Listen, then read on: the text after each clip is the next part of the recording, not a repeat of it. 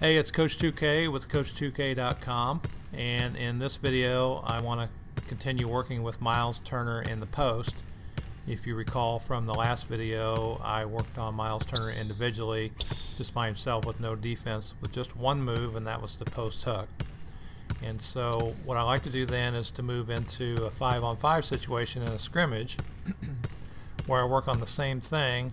And what I like to do is basically pretty simple. I like to work with one player, with one move, with one play, and then learn everything I can about that particular situation. And then once I feel pretty comfortable with that, then I move on to mastering the next thing.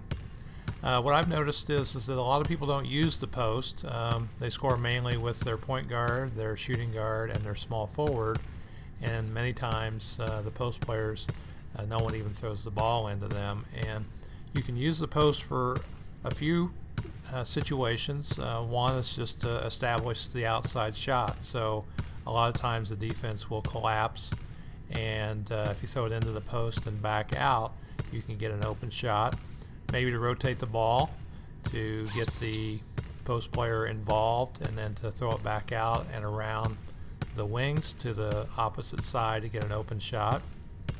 Maybe throw it into the post to get a player cutting. Like you can see Solomon Hill cutting there. A lot of times if the ball is in the post, the wing player will cut, and then he'll have an open shot. And the primary reason would be to get a shot for your post player. So utilizing the post makes your game a little bit more realistic, depending on the team that you're using. Like if you're using the Grizzlies, obviously you're going to want to use the post game. Feeding the post is another situation, and so you don't want to feed the post from up here. So he's got post, Myles Turner's got post position. I don't want to feed it from here, particularly if they have lockdown paint. That one defender there can just intercept the pass, and oftentimes because there's so much distance here, the post player could even decide, okay, I'm going to tip that pass away because he's not connected to his defender. Now when you come down court, you want to get in the habit of reading the defense. So like here, I can tell from the defense that they're not limiting perimeter shots, and they're not keying on any individual wing player. So you can see that each wing player has space, so it's easy to get him a pass. And also same situation here with the point guard. So it's easy to throw the ball around. That tells me that it's more likely that they're in lockdown paint. Now the other thing you want to do when you're getting ready to feed the post is you want to pay attention to the guy guarding the ball, particularly against users. That guy will sag back and steal that pass, but even the CPU will steal that pass too, and so you got to be careful feeding the post. And then the other thing you want to do is read the defense to see how the defender of the post player is guarding him. So like there, he's behind him and kind of shading him towards the top. If I move down, you can see how he's kind of fronting him now. He's behind him, and so you want to pay attention to all those things when you feed the post to make sure that he's ready for the ball. And a lot of times the post player will, he'll shake his hand really like, hey, throw me the ball, and that's when he's ready to receive it. So he's got his hand up, he's ready to get it. If you have too much distance here, then it's too easy for the post player to sometimes reach around and get the ball. So there's a little sweet spot here, and depending on the player you have feeding the post, if the guy doesn't have to worry about him shooting the ball, then that's more likely that guy will sag back. So those are some of the things that you got to keep in mind as far as feeding the post, and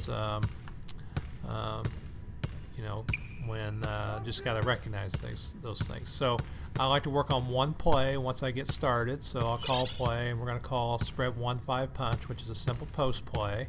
So you can see he's ready. He was ready for the ball, and he let go, and that guy's going to cut. Now I could have passed it, or I can throw it back out. And so let's call the play again. Actually,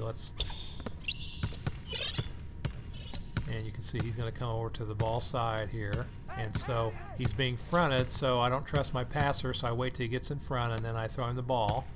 And then you want to practice the move off the dribble, and then during scrimmage mode I like to just run with my guy that I'm working with. I did a very good job, so let's call the play again. And so when you throw it into the post, you want to work on the move with no dribble. Like here, I'm going to do it with no dribble. And you want to work on it with being on the dribble. Alright, so let's call the play again. And so this time we're going to work on the move by dribbling. So he's ready to get the ball. And I'll let the defense clear out, and then I will make my post move.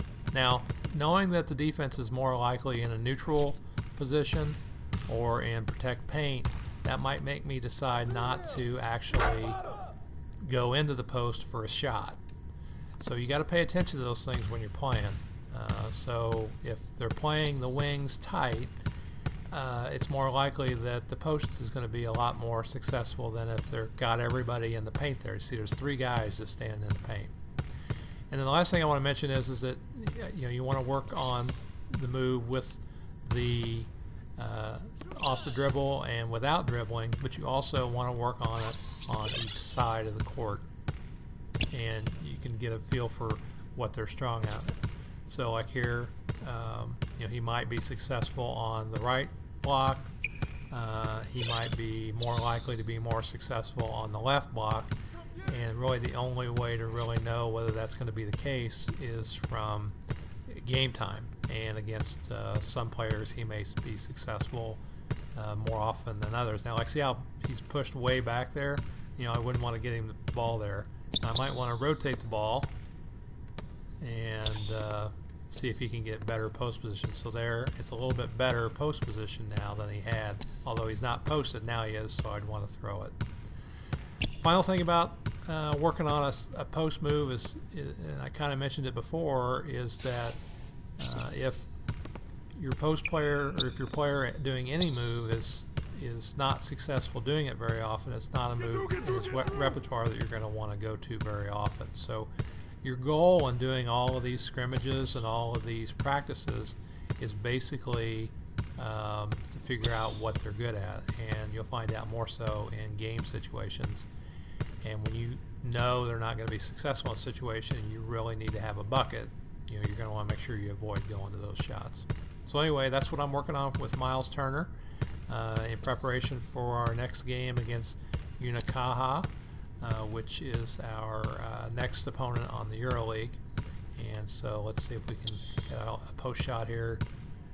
So we got a double team. We're able to finish him. So, all right, I'm Coach 2K, Coach2K.com, and maybe sometime I'll see you on the court.